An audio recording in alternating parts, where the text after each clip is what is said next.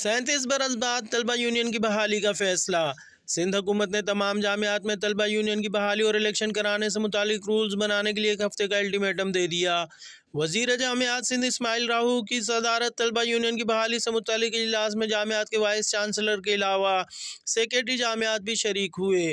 Vice chancellor ने सूबाई वजीर जामियात को तलबा यूनियन की बहाली और इलेक्शन कराने से मुतालिक रूल्स बनाने पर ब्रीफिंग दी।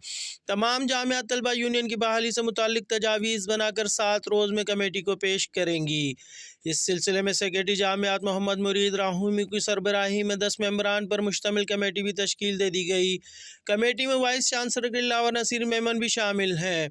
सूबाई वजीर जामिया इस्माइल राहू ने कहा कि जो तजावीज़ जामियात देंगी इस पर संजीदगी से गौर होगा। इस सिलसिले में अगर ज़रूरत पड़ी तो महकमा कानून से भी राय ली जाएगी।